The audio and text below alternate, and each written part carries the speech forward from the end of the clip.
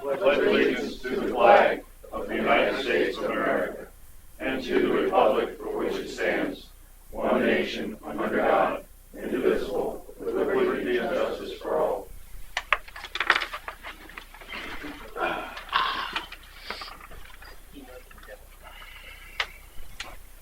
We have a couple well-earned recognitions here this morning. We'll start off with first for Bill Wentworth. Bill not only serving on the board, but also serving as the chair of the advisory committee for the clubs for years. In recognition of your service to us, our sincere appreciation to you for your work. And we have a gift card here, good for any of the clubs in Ocean Pines for you. So if you'll come forward.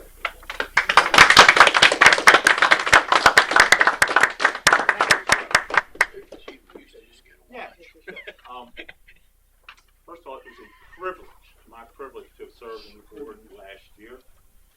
We've accomplished many momentous things, made some tough decisions, and those things couldn't have been done, I think, without the leadership of Tom Carey. In any organization, a leader sets the tone for what's going to happen. Tom definitely set a tone for us not to procrastinate. And for several years, we accomplished things that past boards over the last 5 or 6 years just couldn't get to the finish line. Those of you who know me well know that I'm a big sports fan and a big baseball aficionado. And baseball is the type of sport that analogies go into a lot of areas. Like in baseball, you cannot hit the game-winning home run unless you swing the bat. Tom, without procrastination, led us to that point to swing the bat. Now, whether the yacht club's going to pass or not, we don't know. But it doesn't have a chance of happening unless we swing the bat. And unlike past boards, we weren't afraid to take it to referendum. And I'm really proud of being part of that and pleased with that.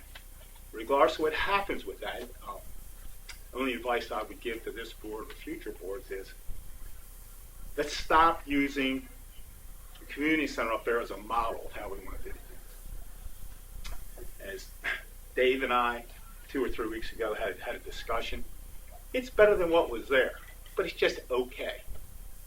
OPA is better than just okay. Whatever decisions you make with regard to the community center or any future projects, let's not do it okay. Ocean Pines deserves better than okay. Thank you.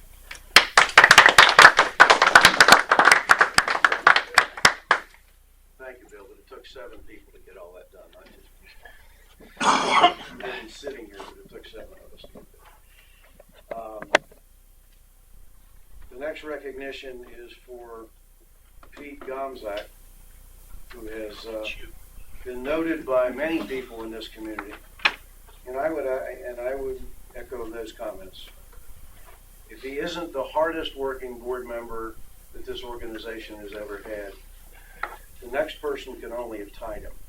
There's no way anybody worked any harder or had any more passion for this community than Pete had in his service to our community. And Pete, thank you for your efforts, both personally and for the whole community. You've taken a lot and you've given us a lot. Thank you.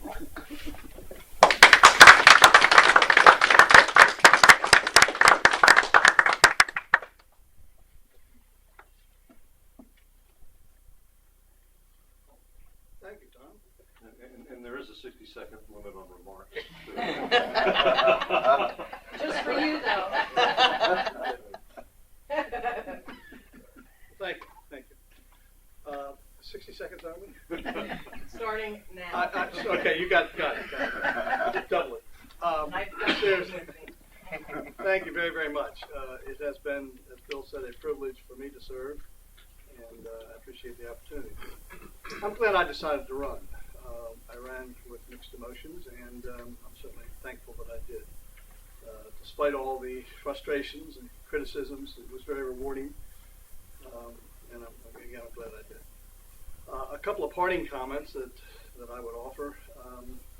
I think we did accomplish quite a bit during these 3 years, and I attribute that, as I said earlier, to working with 6 other people.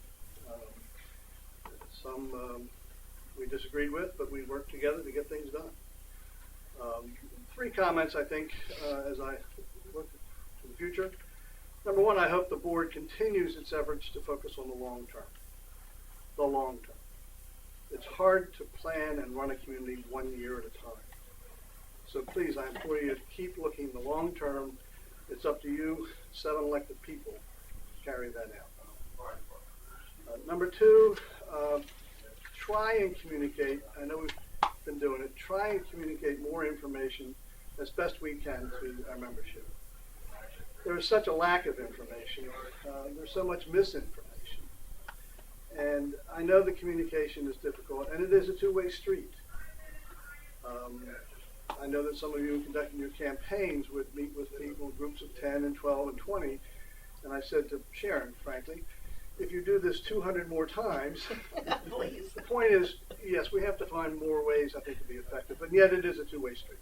We cannot just go into 8,440 kitchens, as I've said on a variety of occasions. But if people have the information, not only are they more informed, they have a better understanding, and they'll appreciate more of the job that you as a board have done. The last comment is simply that about the board. You really have, and most people don't realize the extent of dedication around this table. And again, we don't always agree on things, and that's not the way it's supposed to be. But every person at this table in my 3 years is at the best interest of the community at heart. And I wish the public, the membership, could appreciate that to a greater degree than they do. Oftentimes we make decisions on the basis of a lot of thought, a lot of analysis, a lot of information, and yet only a fraction of that gets out, if any, and yet you all are subjected to criticism. So I applaud you all for continuing to withstand the criticism, but despite that criticism, please do what is best for the long-term interest of the association. My last comment is very simply to the employees. I've had the privilege during my time and hard work to work with a number of the employees, particularly in this building here. And I really appreciate their dedicated efforts, and I thank them for it. So thank you all again. Good luck in your endeavors. Thanks.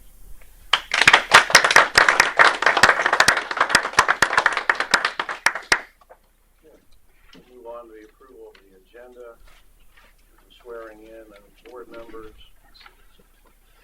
explanation of OPA governing documents by the council, election of officers, appointments, establishment of the meeting dates for this coming year, public comment, adjournment, any changes to the state. I'd like to recommend a change. Propose that we move public comments up prior to the swearing in of the new board members, so that people can their opinions before that. I'd second that. Any objection? None for me. Okay, so we'll move public comment up. Any other changes or adjustments? Okay. Do I have a motion to approve the agenda? So moved. Second. All those in favor? Aye. Opposed? Okay, public comment. 5-minute limit. Go. Joe Reynolds, 84 Watertown Road. Congratulations to Sharon and Marty on their election. I've got a question, which is not of earth-shattering consequences, but as somebody who reads the bylaws,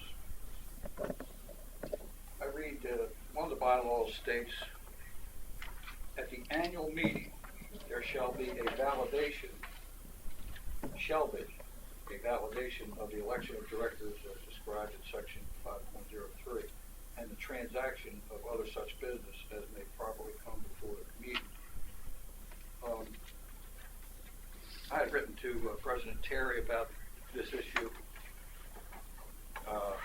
He initially wrote back to me and said that there would be a meeting, I believe essentially indicating there would be a meeting, the whole board to validate the election.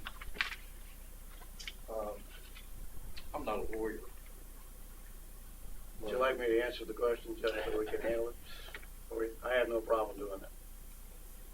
Would you like me to, I'll have Joe answer the question, because I went back to Joe after my communication. To find out what- That's the point. I'd like, if Okay. possible, if Mr. Moore could address Sure, that go right ahead. particular issue. Yes, validation is in the nature of a certification of what occurs. And Joe, I'll be honest with you, and whether or not it's my responsibility is a matter, I suppose, of debate. I don't remember ever having a validation. When the annual meeting was convened with a legal quorum, and Dan can correct me and Dave can correct me if I'm wrong, I don't think any president, at least since I've been here, has called upon the so-called validation of an election with the exception of last year. And last year we did not have a quorum, so therefore we didn't have an official meeting. So there had to be some method by which the public was advised officially of it. I suppose that for argument's sake, maybe we could in the future have the president call upon the membership to determine whether or not they quarrel with the results of the election committee. But of course, the election committee doesn't simply say that we have had an election and Sharon and Marty have been elected. The elections committee actually announced the vote. And the validation, of course, of an election is related to who gets the most votes for the position elected. So while it may be a technical matter, unlike last year when we did not have a legally constituted quorum, I believe that the public announcement of the election results with specificity is tantamount to a validation. All right, well, thank you. I would agree that it'd probably be good in the future if we do it. One minor point again is that the entire election results were not announced at the annual meeting. Only the two winners and their votes. That was the first time that I recall It's that the happening. first time Yeah. that ever happened. Right. And I think that happened because the year before, the election committee had some problems with getting the numbers screwed up, so you figured, well, this year we won't get them all the numbers. We won't show them. Speculation. Whoops. That's true. Joe, I can't resist. When I was the town attorney for Berlin, we had paper ballots. I'm not sure we ever had one that came out exactly right, but none of them was within the error, the margin of error. So. I hope when you get to setting your meetings that you don't do what we did last year for the first time, which was to set our meetings on the first day, on the same day that the county commissioners meet. Okay. The proposal's already handling that. Okay. You're on a roll, Joe.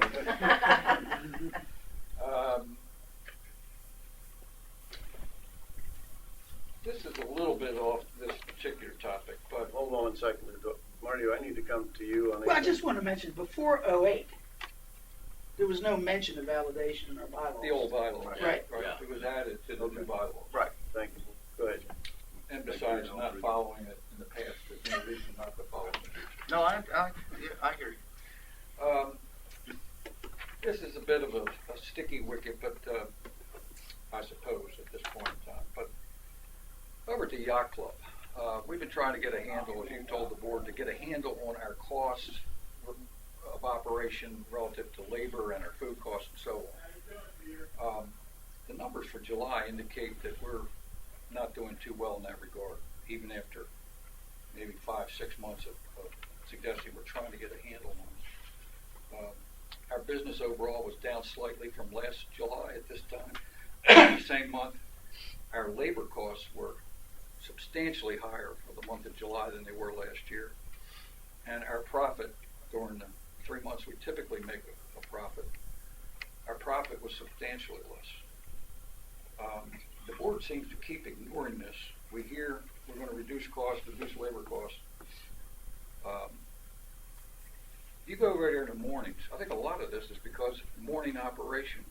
We've got a lot of people over there working from 7 o'clock in the morning until noon and very little business. whether it's worthwhile staying open in the morning, and whether that's what's contributing to our problems over there, I don't know.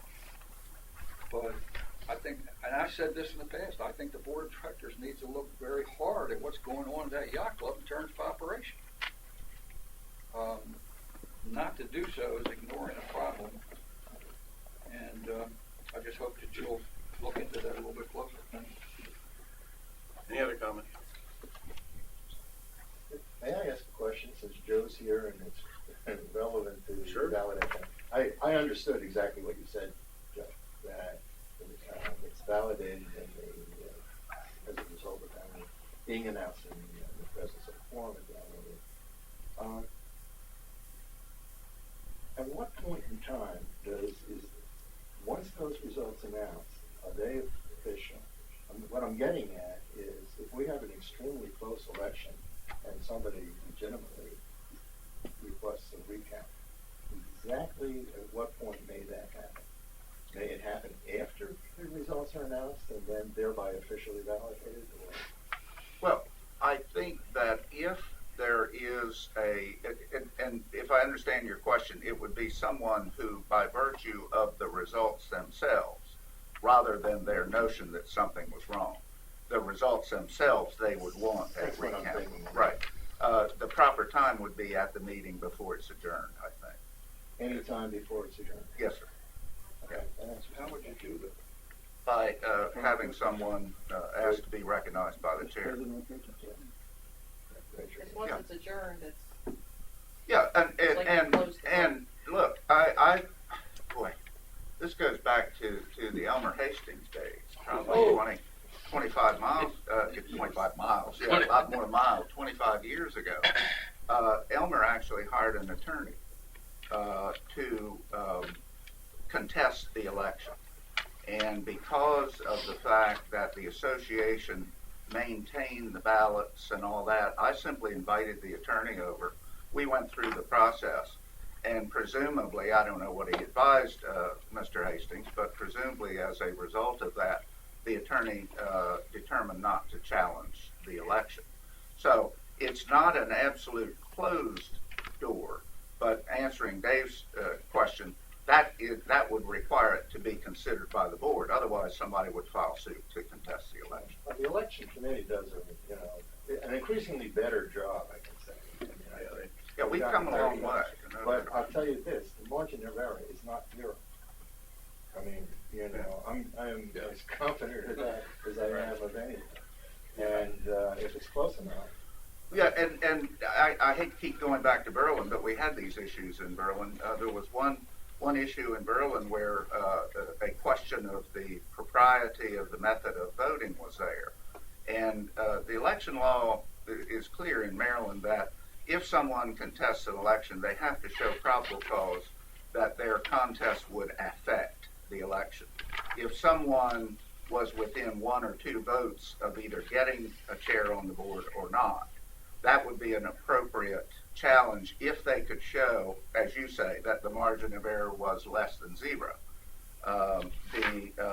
But if there was a wide disparity between the votes that were cast, courts have consistently held that an irregularity which does not adversely affect the outcome of an election is moot. I think at the next year's annual meeting, regardless of who's running it, I do think at the end there should be a period of time once the announcement of the election is done before the meeting is adjourned in case somebody wants to object. That time period was not there this year. That's on me. I take it, and that whoever's doing it this coming year, make sure there's a time period there for people from the audience to raise their hand if they want to. And I would think that it would be appropriate for the chair of the meeting to advise that, but the purpose of it was to consider whether or not any further validation needs to be made. That's an interesting observation, but having done that 3 times myself, and I know Dave is in the same position, as we all know at the annual meeting, do not get anywhere close to an exit when the vote count is announced, because there is a stampede out the door. Well, sure. Whether we're going to allow, if we allow time, it's great, but Well, you'll just No, have I'm not to, talking about an extended amount of time. Yeah. Yeah. you'll just have to Okay. put Well, Dave the meeting Massey in wasn't front of the door. officially adjourned anyhow, nobody. Well, actually, yeah, it was. Okay, any other comments? Chip Bertino, 98 Nottingham Lane. I noticed on the agenda that for the first time in several months, there's no line item for press questions, and I was just curious if that is going to be the routine going forward, if that was left off by design or by default. Me being one of 7 would want that to be in there. No, Yeah. that won't. Okay, I was just I was curious. gonna move the media questions next anyway. Well, that's okay. I was just curious. I didn't see it on there. I thought I'd ask. No, Thank you. we're not, I don't wanna change that. I don't know about the rest of the crew. but- Okay. If I could comment on that, from my perspective, as a member of media and member of the association, As you both I are. believe that media questions might be more appropriate at the end of the question, so questions can be asked about what you have done, as opposed to an association member might be want to ask questions about what you will do. Any other questions, comments from anybody? How's that? Okay, moving on. Swearing in of new board members, and I have been advised that one of our new members chooses not to participate in this, and that is right. That's correct.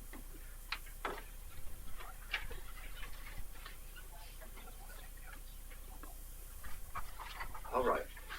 Raise your hand. I state your name. I, Sharon O'Hare, Do hereby pledge do hereby pledge to serve the people of Ocean Pines to serve the people of Ocean Pines to the best of my ability to the best of my ability, and to adhere to the principles and to adhere to the principles as defined in the Ocean Pines as defined in the Ocean Pines corporate documents corporate documents which govern the association. which govern the association. Thank you. Marty on the other end. Oh, well.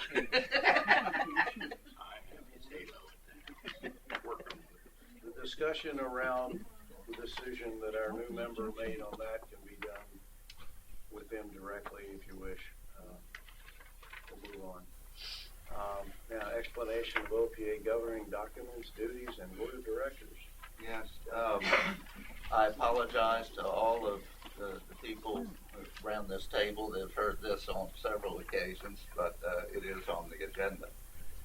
The matters of law and the documents which govern Ocean Pines Association are a number, including both matters of the law of Maryland as well as your corporate documents which were formulated at the initial legal governance of Ocean Pines Association.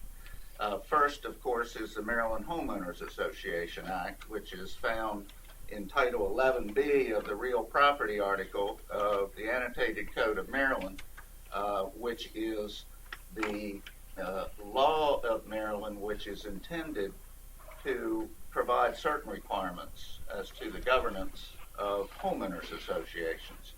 It was formulated originally, ironically, as a manner of requiring vendors in homeowners associations to provide rather comprehensive information to the purchasers of lots. But through the years, it has evolved into a formulation of requirements of homeowners associations. There's a separate section, which is Title 11, which relates to condominium associations. 11B is related to homeowners associations. And what it does is it is akin to the Maryland Open Meetings Law, which is those matters which govern municipal corporations and county governments as to what they can and cannot do. It includes requirements as to providing information from the association to its members. There are requirements that the documents, as noted in Title 11B, are filed in a depository in the Circuit Court Clerk's Office in Snow Hill. It's not recorded in the land records, such as your declarations of restrictions, which we'll discuss in a few minutes, but it is a depository that the clerk of course, is required to maintain. All homeowners associations within Worcester County are required to have those filed in the clerk's office. By the way, I always say this, Ocean Pines Association is the second largest homeowners association in the state of Maryland. It's second only to Columbia in Howard County, which of course everybody thinks is a huge municipality, but it is in fact an unincorporated homeowners association. Ocean Pines Association several years ago, Ocean Pines Subdivision several years ago became the largest community in Worcester County, year-round population-wise, and yet it is the only substantive area of population where it is not a municipal corporation. The requirements for open meetings, as I have said, is very specific, with requirement of meetings of the association governing body and its committees, provisions for closed meetings under specific circumstances. Those circumstances for closed meetings, interestingly enough, have also evolved into more specific matters. There used to be a catch-all phrase saying that any time the board of directors voted by a supermajority to close a meeting, that would be allowed. That is no longer there. There are requirements for the association to provide, upon the proper request, copies of its records of the association to members. Members are entitled to inspect certain, but not all, of the records of the association, and the association is required to provide the opportunity for them to do that. There are also, and this has formulated presumably because of problems elsewhere, because the Ocean Pines Association restrictive covenants, as well as the ARC requirements, pretty well handle these, but there are requirements for signs, what signs you cannot have and what signs you're allowed to have, signage allowing political signs and that type of thing, and also regulations and fees for method of payment, allowing electronic payment of assessments as well as others. So the Maryland Homeowners Association Act, which there is of course a copy among the records of the association, is the law which primarily governs the association, as well as the general corporation and associations article of the Annotated Code of Maryland. The corporate charter and its restatements are the documents by which Ocean Pines Association, Inc. became a legal entity as a non-stock, non-profit membership corporation in the state of Maryland. And there is a restatement that was formulated by Roger Titus, who is formerly the general counsel of Ocean Pines Association. And the restatement, which was formulated, was actually a kind of an updated compendium of the corporate charter of the association. The document that most of the board members are familiar with are the bylaws of the corporation. The bylaws, of course, govern the kind of the day-to-day operation of Ocean Pines. It includes membership matters, voting, membership meetings, requirements, both authority and obligations of the board of directors, formulates the officers of the association, relates to finance, relates to administration and operation under the purview of the general manager, and relates also to the matter of committees and advisory bodies. So the bylaws, you all have come to understand, are really the day-to-day working of the corporation. The declarations of restrictions were formulated in each instance in each section of Ocean Pines by the original developer of the section. And I have said consistently that there's kind of two classes of restrictive covenants which are somewhat different but mostly similar. And that is the so-called Boise restrictive covenants, which relate to sections 1 through section 14B, and the Balfour Company restrictions, which were formulated when the Balfour Development Company took over the undeveloped remainder of the property from Merit Savings and Loan and created the villages of Ocean Pines.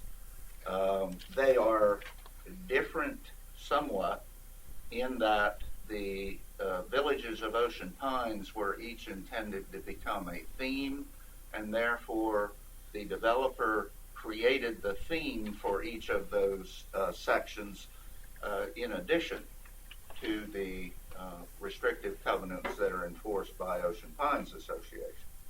And the other main difference in the villages of Ocean Pines restrictive covenants with the with the Boise covenants is that there is a provision in each of the villages of Ocean Pines for an appeal process from the decisions of the Architectural Review Committee to the Board of Directors.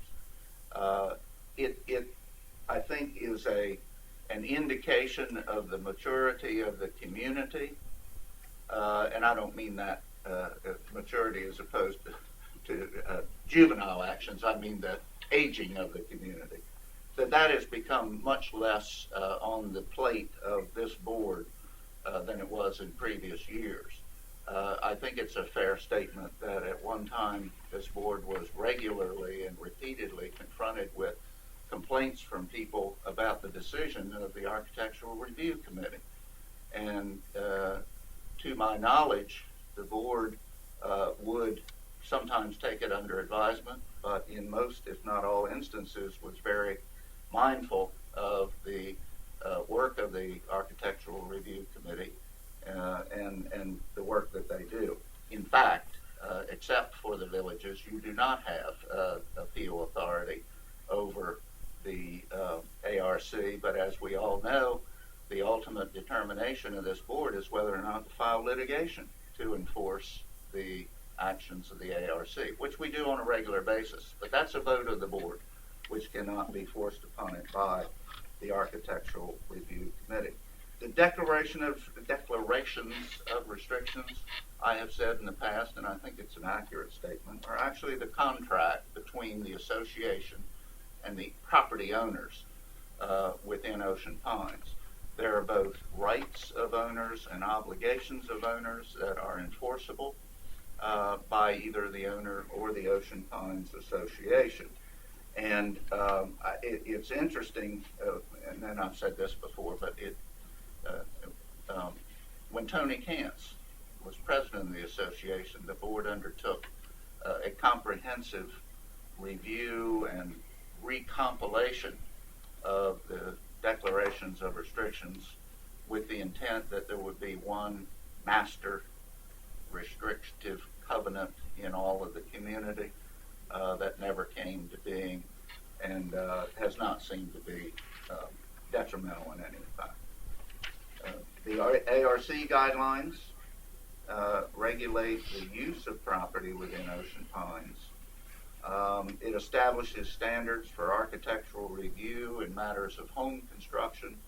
The guidelines also have requirements with regard to the maintenance and condition of lots, with regard to the intent that Ocean Pines be a single-family residential subdivision and therefore not have commercial uses except as approved in certain matters as home occupations and things of that nature.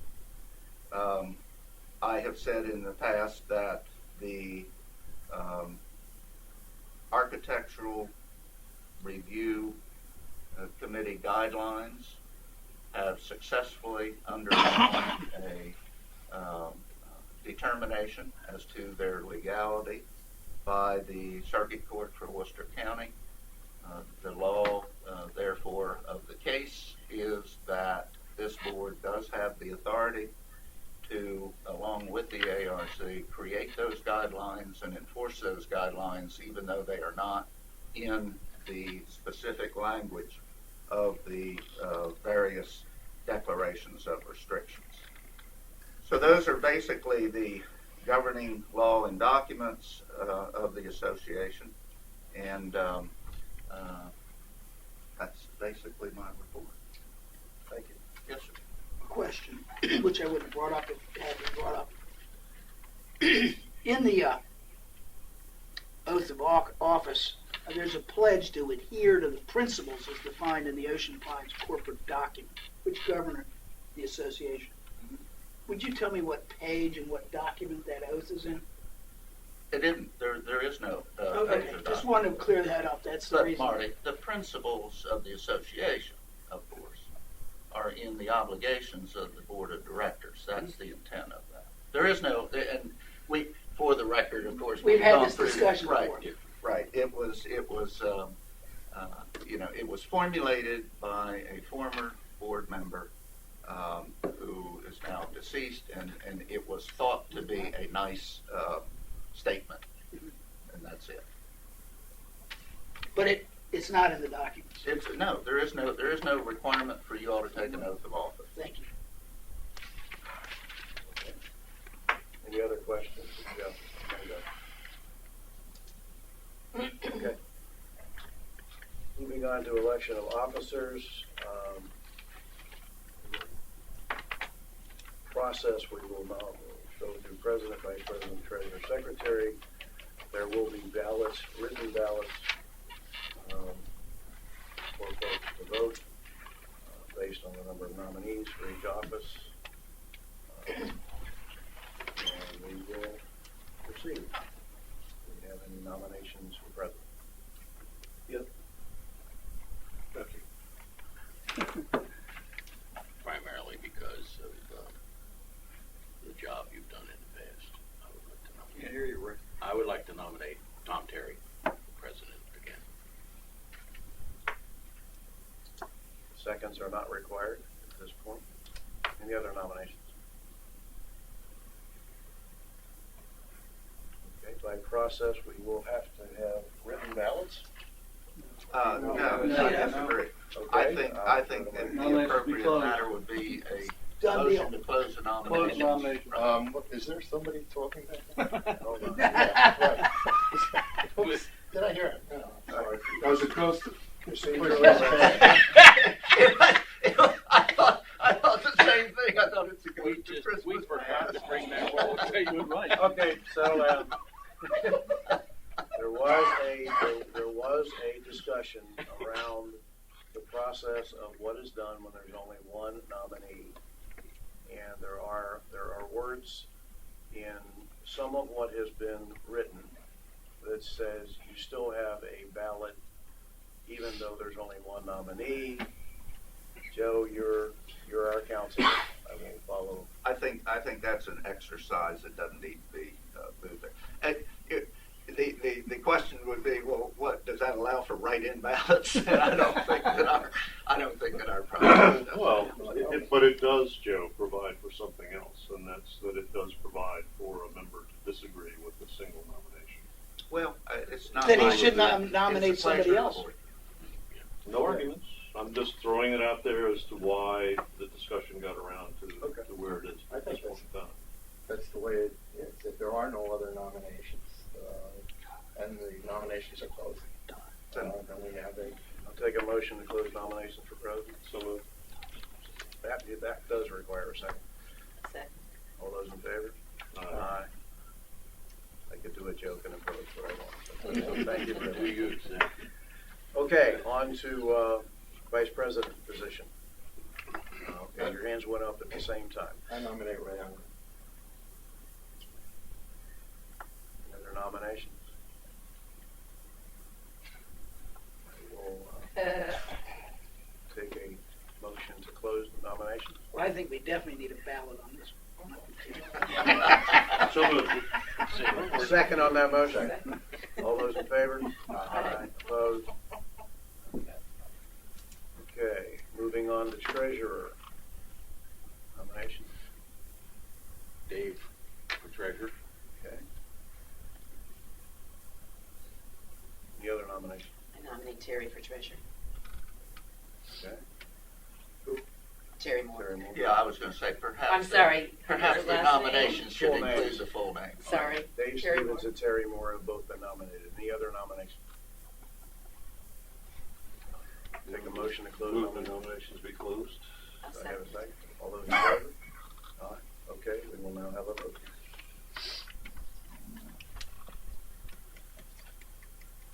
We have paper ballot, and as you all know, you simply write the name of your nominee on the ballot. Mickey Mouse is spelled. Yes, and we do have somebody checking Mr. Moore's count this time. So. Yes. Our current recording secretary. Yes, we'll assist you, sir. Yes, as I understand.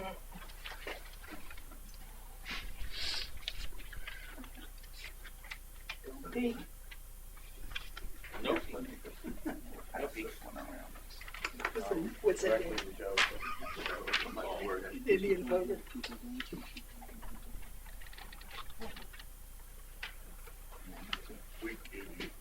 I've got yours. I hope so. There should be 7. You're fired. There's 8 in there, we revote. I don't get the vote? No, we, Oh my God, where is the duct tape? Should run another roll. I need a 2012 roll. We do have some new designs in. Yeah. We're going there for everything. Well, kids use them for their school books and stuff. Ms. Moore has been elected.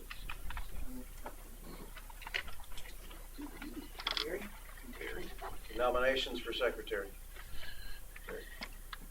And I'll make Dan. So we can get it right this year. Oh, thanks for another chance. Any other nominations? Just Okay, I'll take a motion to close. Motion to close. Second. All question, all those in favor? Opposed?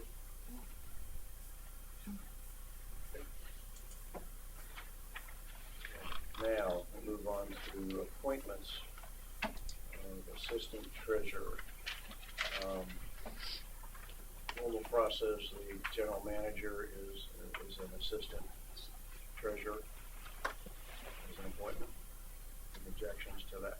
Mr. President, before you go into that, Yes. too far, Pete, just a question on this. For the officers of the board, the board member can nominate themselves or someone else can nominate them. There are no seconds required. Correct. For the appointments that we're talking about now, is there a second nominated? I mean, for anyone who's nominated, should we be seconding that? For appointments. Yes, I suppose so. Just to make it more formal. So then I will take nominations for assistant treasurer. I'll nominate Bob. Do I have a second? Second. All those in favor? Opposed? Mr. President, in reading through our bylaws and some of our other governing documents, it says that the board of directors nominates assistant treasurer. It does not say number, how many, implying that there is no restriction as to how many assistant treasurers we can nominate. All of us at this table are also aware that this corporation is getting to the point in size, I think, that a chief financial officer is going to have to be part of our planning and our budgeting as we go down the road. In the meantime, between now and whatever time that happens, we do happen to have somebody who is extremely well qualified, extremely well trained and certified to act as an advisor to our treasurer and to our staff if appointed as an assistant treasurer. Therefore, I would like to appoint Pete Gomsack as assistant treasurer. So you nominate him. I'm nominating Mr. Gomsack for the position of assistant treasurer. Is there a second to it? I will second. Discussion? On this? That's in addition to who else was nominated assistant treasurer? Bob? Yeah. Bob Thompson has been elected assistant treasurer. One of the assistant treasurers. Oh, we have multiple assistant treasurers? Well, that's Dan, as I understand it, that's the intent of your motion. Yes, it is. Yes. Well, what we're doing is adding another official position to the, we're using this Of assistant treasurer. to the association at this time. Yes, sir. That's the motion. I'll object to that motion simply on the basis that it wasn't announced in advance. We certainly had no time to discuss it or even consider it. Well, we're not changing the rules as far as. Dan, you want to re-explain? Yeah, I was gonna ask you You've something. already explained it once. Could you do it again? Yeah, I thought you were talking about assistant secretary when you were talking No, about. not assistant secretary. Oh, assistant I very carefully said assistant treasurer. I believe that we should that we should nominate Pete Gomsat as an assistant treasurer to Ocean Pines so that he can continue to provide his expertise when and where it's needed by the staff and by the board on whatever occasions that it should be needed. And that's the simplest, shortest explanation for that. There is no specification that I can find anywhere in our bylaws or anything else that says we're restricted to one assistant treasurer. Well, So this would make him it would make us have multiple assistant treasurers. Yeah, let me simply read the bylaw to which Dan is referring. It's in officers, Article 6, Section 6.06 F, and it says assistant treasurer, and it says an assistant treasurer shall perform the duties assigned by the board of directors and assist the treasurer. It does not say that there has to be one, although it does say an assistant treasurer shall perform the duties.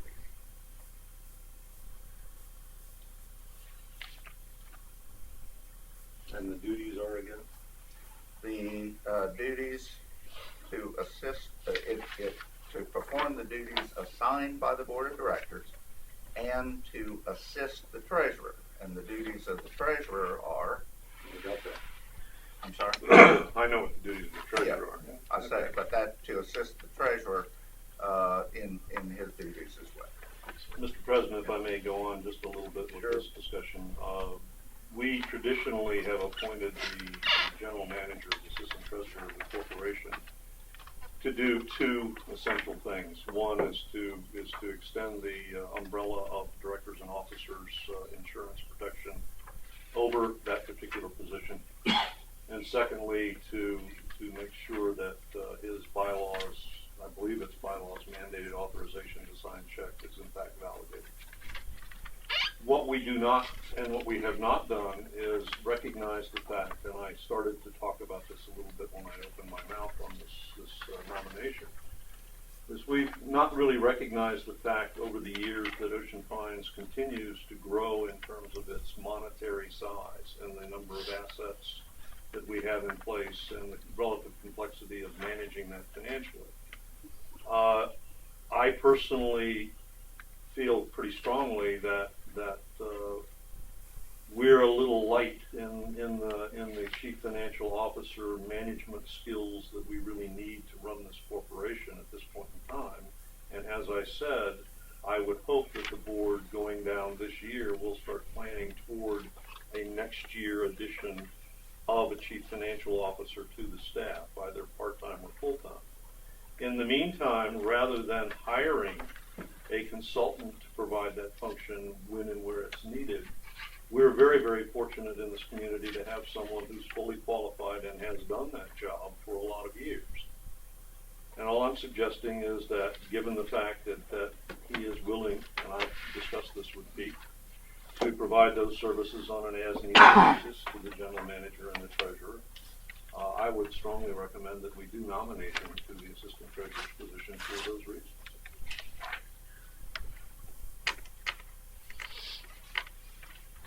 Well, again, we're talking about creating another position. If we hire somebody, I mean, that's a subject that'll be discussed during our budget sessions. And the need will be presented by the general manager. nothing that's changed so radically in the last few years that all of a sudden, at an organization, we need this position filled. The second thing is, I think should be relatively obvious to some people at this stage, is that we do not need an unelected shadow board member, which is, I believe, what is really happening and what is really the purpose of this nomination. This has been brought up, discussed in the recent past amongst us, and I flat out object to it, strongly object to it, as a means of basically taking a person who chose not to get elected and making him effectively an official member of this board. Yes, If I was a judge, I would ask counsel again to read that section in the bylaws. And, well, you don't have to, but it says, and It does. it implies and says, one. I think the only way that could be changed is if we decided to make a change in the bylaws in the way a reading says in order to make it official. So, I agree. that would be my only objection. So,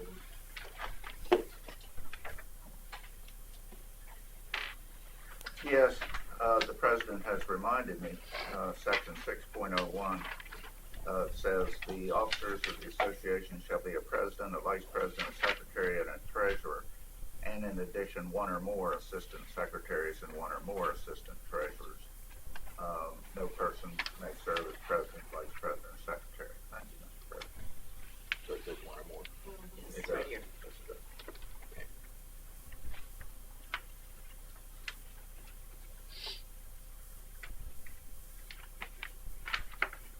And my nomination is on the floor, Mr. President. I believe it's point of order and needs a second.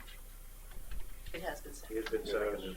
I second. I'm We sorry, I wouldn't didn't have see been, that. we wouldn't be in discussion if we hadn't gotten a second. Didn't see the second. Any other Fire comments? me as secretary, so, because I failed. We're giving you another year to get it right.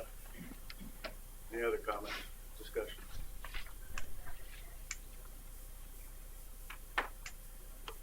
We'll call the question.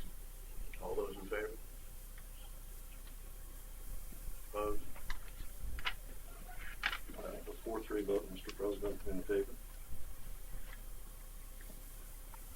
Nominations for recording and assistant secretary and timekeeper.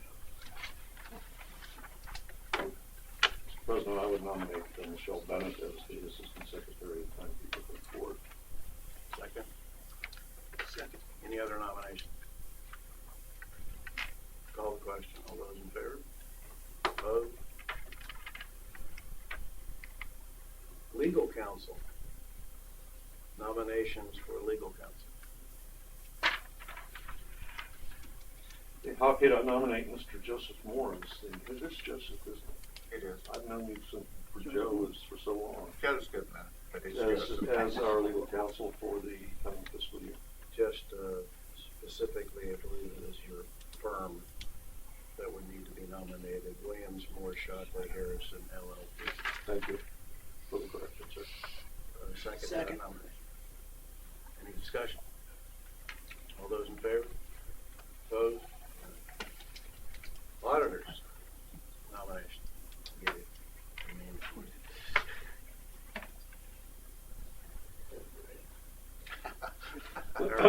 Sorry.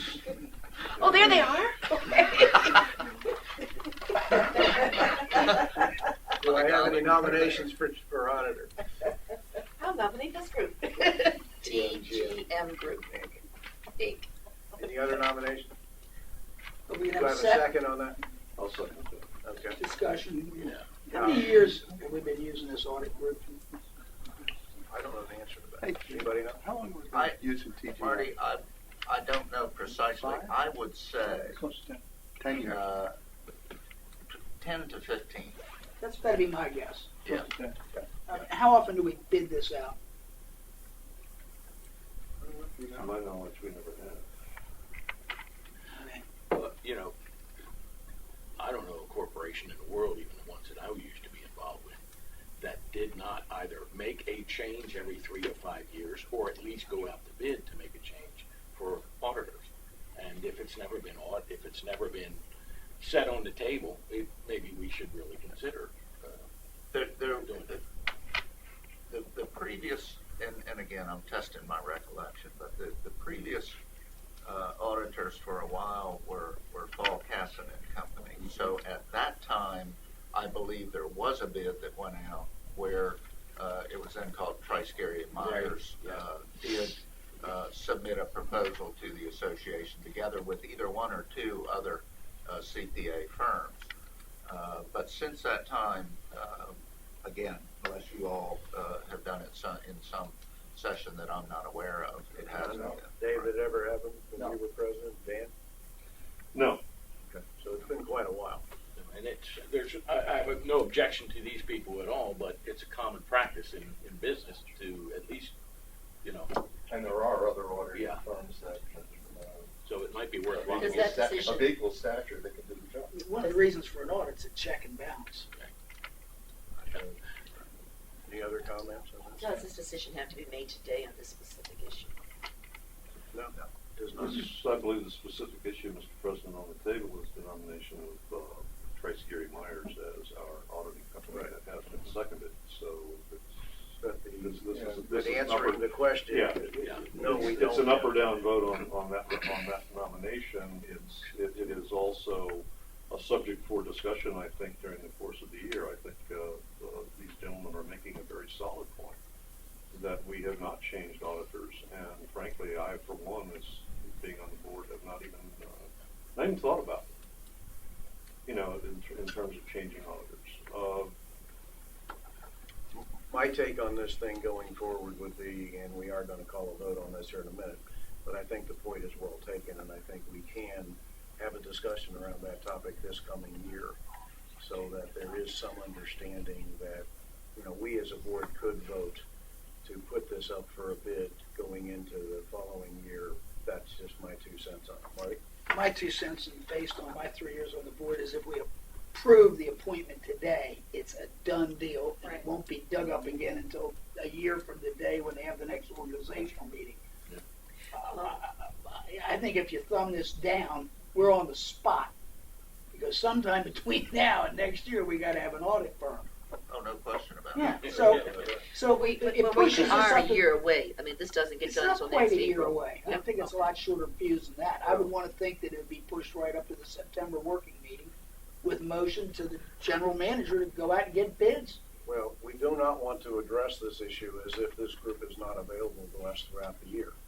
We do from time to time reach out to them for guidance and help on certain issues. So while we may not have to decide that at this minute, this day, I do not want to go for a year without having access to a separate view on issues coming from a firm. So That is not good governance. no, it's not. It's not good governance to not have. Now, do we have to do it today? No, we don't. To answer your question, Terry. And if we say no to this firm today, it doesn't mean that it's no to this firm. It just means that we're saying no today. Well, can I also withdraw my nomination or my Your second. second? No, I made No, a motion. It was just a motion. Can I withdraw the motion? Yes. And then that could be tabled and more discussion the following Yes, week. you can. You have the right to do that. Well, in light of this discussion, I'm gonna withdraw the motion Sure. and then ask our general manager to do more research on this and bring it up to the next meeting, put it on the agenda for next meeting. Mr. President, I'll make the motion to nominate Trace Gary Myers as our auditing company. I don't think we can go one day without having an auditor available to our corporation. And we do have ongoing issues that are out there that do require professional audit help today. Is there a second for that?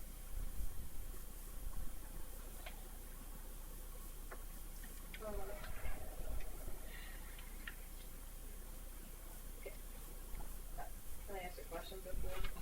Of course you He can. just Of brought course up, you I mean, can. he just brought up, Of course you can. so if we need the auditors now, but we still are thinking about putting it out for bid, when exactly do we put it out for bid? I mean, you see what I'm saying? As Marty said, if you make the decision now that your auditor, at what point do you? that would be kind of up to us. Perhaps the So you general can- manager can tell us, Yeah, when what- does our Contract. contract with the Cascade expire? I'll pull the record, I don't know off the top of my head. The only thing I would want to make sure everyone knows, I mean, we're just finishing up the IRS case, and to Dan's point, you know, having some consistency there, I don't think is a bad thing, at least one more year. We've done a year-to-year contract as opposed to 3-year to allow us the opportunity for the board to make that decision. Right. And maybe that's something that you can do later this year, you know, keep them through this time period, and then later this year before we renew the contract, Yeah. I can bring it up 6 months prior to the renewal contract and bring it to your attention, and then you can make a decision there. Marty, you had your, I just, maybe, let's think this out a minute. We take your motion, or for that matter, Sharon's motion, to appoint them as our auditor. There's nothing that says we gotta appoint them for our auditor from now until Exactly. a week Right, from, right, right, uh, right. you know. Or the Why don't we board- make the appointment for 45 days? But we have a Or contract. until such don't time we? as we can get, you before know, we go any. We can't excuse me, just put a time. Excuse me. Before we go any further in this, we do not have a second for the motion. If there is no second, then that motion is off the table. We're in general discussion 4 at months this into point. that year. Sorry, Okay, just to be clear. sorry. Knowing when the contract Yeah. ends, that's That'd be a important. help.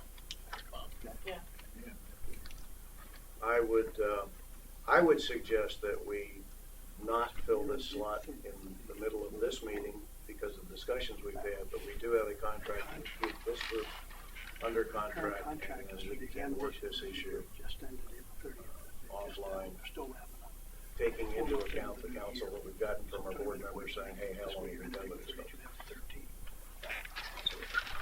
Okay, is there any objection to what I just laid out? That basically we will stay under contract with TNG Group at this point, but they have not officially been named our auditor for the next board year. To make the situation clear, and I don't mean to interject myself, but presuming that the contract is year to year, It is. you could make it clear that until a further determination were made, they are your auditors at will, so to speak. In other words, that's the way I can always consider I represent this association. I'm an at-will person. I don't have a contract, although I submit letters of engagement simply for my fee, which is near and dear to my heart. But, yeah. You charge us? But you can, to make it clear, you can Right. simply say that pending any further action, they continue at will being your auditor. Yeah. Someone like to make that motion?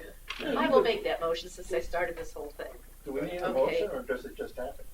Well, I think a motion would be appropriate because it's on your agenda, just to give some guidance to the general manager as to where he goes.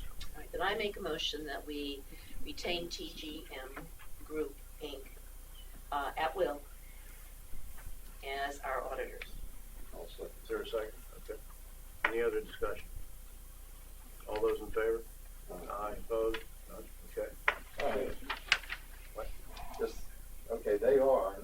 Now, at what point are we going to ask the general manager? I don't think you asked that guy. At the organizational, or at the To, September meeting, the work session, I'll have a copy of the contract, and I'll have some details for it. And basically, you know, your instructions will be to start the process of looking for other alternatives. Now or at that meeting, if you choose, at that meeting. Well, that's my point. That's my point. The sooner you do it, the better it is. Just for future reference on the calendar, which I haven't passed out yet, there is a working session being proposed for early in September, even prior to our first official board member, where we would have, and I'll explain that later. I'll write them down. Correct.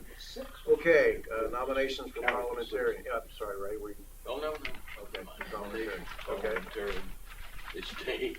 Now we fine. Okay. Sir? I'm sorry. You decline. You decline? Other nominations. I'll nominate Sharon. Well, Hey, guys, we're staying here. Does that have to be a Joe Moore? precisely what You I'm run the saying. meeting, you run. Like in a big stick? Okay. Just read Robert's rules here. You can have my back.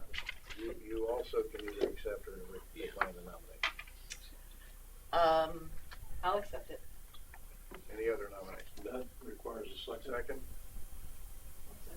Okay, seconded.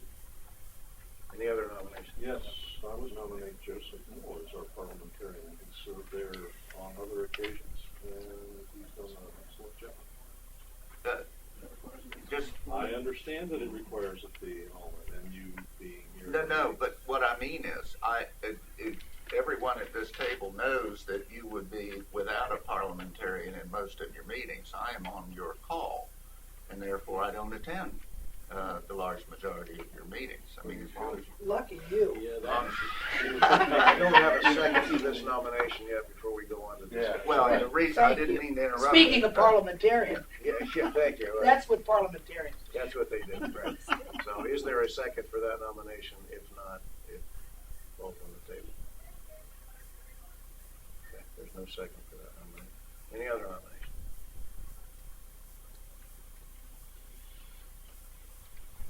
Okay. Then by acclamation, Congratulations, Shera. congratulations. You Better are, get a book. I'll give you one. It's fun reading. Okay, next thing on the agenda is the discussion of a proposed meeting calendar. And as referenced early on in this meeting, the proposal is to move off of Tuesdays as our meeting day so that we do not conflict with those we care much about, which is the county meeting. Sure, it might change, but that's, I printed, yeah, there's a couple extra here if somebody Days. wants them. Oh, yeah, beautiful. Thanks. Okay, let me explain the concept of the special meeting, which is the 7th or the 8th. As you all know, we have a referendum out in front of the membership. The vote counting for that referendum will be done on Friday the 7th.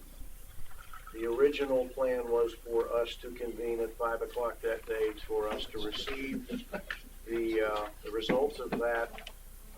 I don't have any problem with doing that, but I didn't want to assume that late Friday afternoon or something is okay. So we can either do it late Friday or Saturday morning. I personally would look for 5 o'clock on the 7th if there's no objection, but we're having a discussion about this calendar. We're not going to, not necessarily a vote up or down, but if no one has any objection to 5 o'clock on the 7th, that's when we will convene.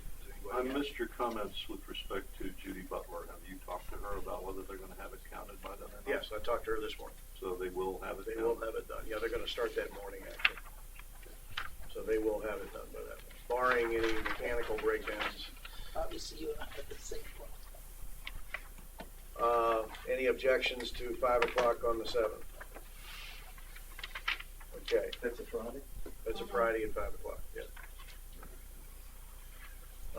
And cocktails will be on Bob Thompson when they do. Yeah, absolutely. And the contest will be at The next date I'm going to propose to change, even though it was on the list and I'm the one who put it on there. September 11th is inappropriate for a day in this environment for us to have a working session. I would propose we move that to the 10th of September.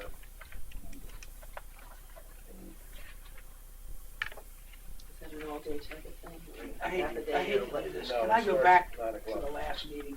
Where was that meeting on the 7th? It'll be here. Here in the board. It'll be here in the boardroom. So suggestion is to move that meeting September, not 11th, but to the 10th here in this meeting. And it is an open session for the public to attend. It's just a working session in our case. Do you think that the yacht club decision is gonna have hundreds of people here on the 7th? I mean, that we should have it over there. I mean, I know what's gonna happen. Yeah, Just I an know, announcement but of there'd be a lot of decision. people to be interested probably. Okay, well, September 10th would be, that's a Monday, that would be in the boardroom. Yes. Are there possibly any alternatives for the 10th? Okay. That's a bad day. That's okay. Every Monday's a bad day. Monday and a That's doctor's a well. office. Well, the only, I would like to get this in before the 13th, which is the proposed first regular meeting date. So we could do the 12th instead of the 10th. And you can't do the 12th. About an evening meeting. Oh, that, you know, let me just make this announcement, you already know this. Anytime we can meet 2, 3, or after is so much better for me. Because most of my office hours are completed by that. Well, I have no objection to an after meeting I know on the 10th. it interferes with people's schedules, We but. do like at 4 Do you o'clock or want, something. would Monday at Yeah, 2 or it 3 doesn't work for matter you the- better than It doesn't 9? matter the day of the week, but anytime we can go from a 9 o'clock to a 2 or a 3 o'clock is Yeah, it should be. just so much Monday, better. how about Monday the 10th, 3 o'clock. 3 o'clock? Works, that's Bingo. fine. All Thank right, you so works. much. No problem. And then the first regular meeting is the 13th.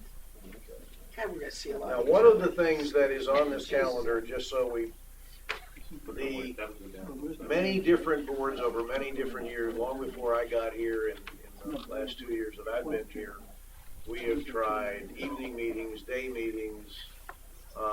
It is my intent going into this particular year, number one, I will avoid changing meeting dates unless we just can't get a quorum. Last year I tried to be very flexible with folks with their calendars and everything, and it was a bit of an inconvenience and an imposition on other members. Things changed at the last minute for people, and the reason we moved the meeting didn't even now exist. But we have a requirement and a responsibility to notify the public of when we're going to meet. So we will try to, if at all possible, stick to this calendar, regardless of vacations or anything else. In general, the meetings are scheduled for Thursdays at 9 o'clock in the morning. The other intent was to have the meeting early in the month rather than later in the month, so that the previous month's financials could be analyzed rather than having us meet at the same time. The Budget and Finance Committee would have a chance to take a look at numbers and bring stuff to us if they want to. Meeting late in the month it didn't allow for a lot of analysis to go on before we met. This would allow for some more time for that to happen, and for us. That's the intent of moving it to the earlier week and to a Thursday. I'm open to any suggestions that people have as to what, this is a team decision, not mine, obviously. Yes? Why was it Thursday? I'm sorry, Karen. Oh, no, go ahead. It just wasn't Tuesday, that's all. How about Wednesday? I have no, In all the years I've been on the board, it's Well, it been used to be Wednesday. Wednesdays, right? I have no. It used to be Saturdays, back when we had people in our membership that attended the meetings, because we made it convenient for the membership and not convenient for us. Now, I understand Sharon has business on Saturday, I have business on Saturday, Right. but I would like to see at least half of this scheduled for Saturdays in the community hall, where people can come and be part of the governance of Ocean Pines. Well, can I have mine now? Sure. I don't think we need to do half of it, but I think that we need to do like we did last year. I think we had 2 evenings and 2 Saturdays, because when We those didn't do people. Saturday last year, we did evenings, so we did day and. Oh, and okay. evening. Well, there were a lot of Saturday meetings. Yeah, It just yeah. wasn't this, but That's just our. well, your annual meeting is a Saturday. That's correct. So, That's correct. but at least 2 or 3 evenings. My suggestion would be to start at 6 and not 7, because people won't stay till 10 o'clock at night. But when those people come up to us and say, I can't get to your meetings because I work during the day, Right. which they did last year, we can actually say, well, we do have meetings in the evening to accommodate. Because if we don't have that, then I agree, that's 100%. gonna be. So at evenings and Saturday, that's fine. I mean, this schedule says to me that we're not even, I guess these meetings are all in the community hall. That's what I mean. But it still says to me that It's a proposed starting point. It's not meant to be chiseled in granite. And We I can think change that- it. That's and the I- whole idea of having this discussion. we're good. And I think that we also chose the fall and late fall, early winter months for those evenings as well. Well, what we did last year, just to remind everybody, is we took a quarter. The first meeting and the last Yeah. meeting in the quarter were done in the morning at 9 o'clock. The middle month, it was an evening meeting. That's what Yeah, I we knew it did was, last year. there was some way that Okay, we did morning, evening, morning is what we did last year. We were on Tuesdays, we're moving off, the suggestion obviously is to get off of Tuesdays.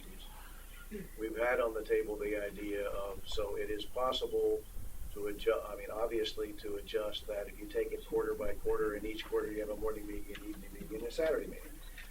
I mean, that's another alternative. Yes. Does it make a difference as to the middle of the month, first part of the month, according to other groups that meet, for example, budget and finance or strategic planning or something, so that they can have the input we need? I mean, is Well, that important in planning these sessions? I think that's why Tom said the middle, the early, because of the numbers of the budget numbers. Numbers come out, right now, they've got about a week to do something with it. If we allow for us to meet earlier in the month, we're looking at trends and analysis of the previous months, as opposed to 4 days worth of analysis. We used to get them on the Yeah. 12th. So it's better for By this motion. organization, this group, to meet earlier in the month, so that their information is available to the And there's some strategic analysis, planning and groups there's or some budget and analysis finance of or it, whatever. as opposed to, again, it's Okay. open for I'm discussion. just Jack. asking the question. I don't know if there's a The logistic intent of it timeline. was to move it to where there could be some analysis of it as opposed to overnight assessment requirement, as opposed to, you know, again, we can move it to any day of the month you want. There is Bob, just to bring you into this, the closing date, generally speaking, we're into the second or third week of a month before the books are closed from the previous month, right? Usually our tries to have it done between the 12th and the 15th of the month. Right. That's the goal, somewhere in that window. So they close out. First week is just making sure everything's booked the way it's supposed to be booked.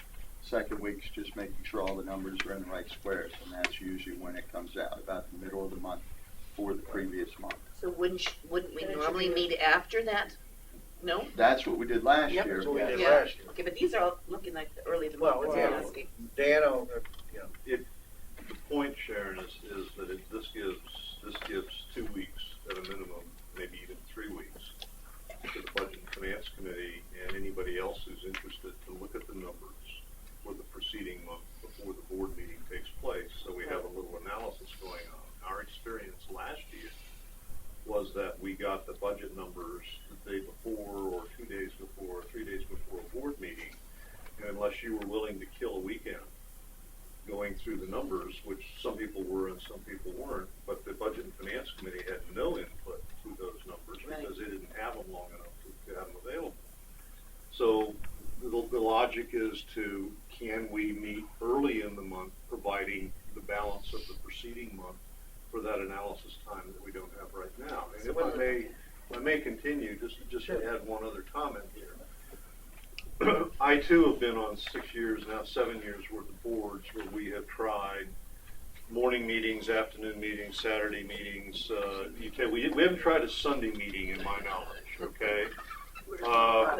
St. John Newman might object, but other than that, our experience has been, my experience has been that regardless of what day, what time, or even where we ran the meetings, the only determining factor of who attended and who didn't attend was the subject matter. So setting this calendar up at the same time, on the same day of the week, on specified dates of the month, and sticking to the calendar gives everybody in the community something they haven't had, and that's, I know when the board meeting is, and I know where it is. If I want to go, I can adjust my schedule. And I submit to you that probably for 70% of the population of Ocean Pines at least, they have the ability to flex their schedule if they see a subject that they want to get into the meeting. 2 comments. Okay. First on that, 50% of them don't live here. They're not here on Thursday. They might be here on a Saturday. Secondly, I think that moving it to the first of the month is fine. I mean, it puts us another week or more away from factual information and numbers. And I think that if it was our business, we'd want them sooner. It really is our business. But I don't have a problem with it if the board folder is going to be in my box the third week to give me that time to analyze this stuff for a week and a half. I don't wanna still get the stuff the day before the meeting. Well, that's been the problem. Guys, one at a time, okay? Yeah, well, a lot of things. The first on Dan's comments, it's true, I have never noticed any significant difference between Saturday meetings, which we conducted when we were on the board in that first year. And we also had evening meetings, and we spread them out, so we have some of each. Generally speaking, there may have been some additional faces, but pretty much the usual suspects of things, and about in the same amount. And it's right, the subject is what determines it. However, having said that, I believe, as a courtesy, that we should consider at least a couple of Saturday meetings, probably during the winter time, because if people come here on Saturdays from out of town, they prefer to be doing better things than a board meeting. And so just simple courtesy to hold those meetings. Same thing as a courtesy to hold several, spread them out, there were several meetings in the evening. And that's what we did. And did it make a difference? I don't really believe it's made that much, but for some people it did, and I just wouldn't have noticed those people. Second thing is, on the day of in terms of the early part of the month, it makes just as much sense to me to do it in the last weekend of the month or in the weekday of the month. I believe that information gets stale pretty fast, and the opportunity to do something about the information that we get grows stale. I understand the difficulty of only having it for a few days, and it certainly would be, but if we're getting them generally by the 15th, if we're doing it in the fourth week of the month, okay, then we should have plenty of time to see the numbers and to formulate the questions or any other information for that matter. So, and as far as day of the week goes, I personally, for my own reasons, like Wednesday. And I'm sorry to see it change this year, but and I would prefer to go back the way it was and pretty much as far back as I can remember before that on Wednesdays. I personally, I'm going to weigh in here myself at this point. I have no objection to it going to Wednesdays. I think there is some, as much as it may not have succeeded the way we wanted it to, because there isn't a whole lot of difference between the number of people that are there, I think making the effort to make it available is something we ought to do. So, I think that if we can, and this would be, and we have other situations here too. We have folks who, on this board, where, we as a group need to have these meetings where we can be fresh and awake and paying attention to what we're doing. Starting at 7 o'clock starting at night at 7 o'clock, I think it's debatable. But my comment would be, I would trade the evening meetings for a Saturday meeting, and I would go morning, Saturday morning in each quarter. The meetings would be 9 o'clock on Wednesdays. And then the only thing is, there's the discussion of whether we meet the second week of the month or the last week of the month, both of which, the last week of the month, the Dave point, still gives some time for analysis. That's where I am when it comes to the numbers. I want there to be a period of time for there to be some analysis of it, not just, this number looks wrong, let's jump on that. Let's get a little more analysis.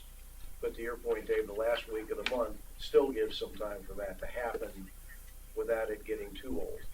So again, I'm Time to set the agenda to include motions or actions that might be in response to them. that's the other. So again, this is an open discussion at this point, but one at a time. Jerry. Is I think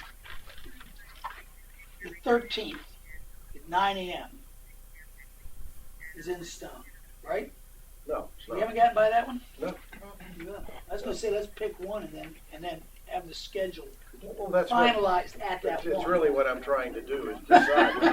As I said, this was on the wall, throw rocks at it. I don't, that's the way. If we had it, I'd like a little time maybe to even think about it, look at the calendar. All right, I'll tell you what. We will have our work session on September 10th Last Wednesday. at 3 o'clock. Well, I'm sorry, sorry, okay, did I miss something? Sorry. I'm gonna read you guys' notes to the rest of the class. No, it's just looking at the dates. I was trying to go I know through it, better. because I had the day of the week marked on Right. all these. Right, I know better, I didn't write anything down. right. And for consistency, if you did it, to Mr. Stevens' point, the last Wednesday of every month as an example, just so the membership knows, Sure. except for the evening or Saturdays, but if you do it the same, the dates move around a little bit from what you have published, but at least it's a consistent day of the month, Right. And what I whatever was- day it is. What I was gonna say was, not the last Wednesday, the fourth Wednesday. Well, that's, oh, And I say that because Yeah, it's there are not months always when Wednesday. there are 5, and that's gonna really confuse Right. people, so say the fourth Wednesday of the month. That's a good Do point. you see what That's I'm a very saying? good point. For example, November has 5, it's Thanksgiving. so does January. Let me ask you, Terry, one point, and that's been a source of confusion to me for on committee meetings. But is the fourth Wednesday better clarification than the last Wednesday? Yes, Because because people will say, well, is it the last or is it the fourth, and if there's 5, is it the fifth one, or is it, people do that all the time. well, that's what that's what they say. If it's So if the you fourth. say the fourth, you just count it. Yeah, that makes sense. All right, we're gonna take all this under advisement at this point. We can decide the rest of this at our working session.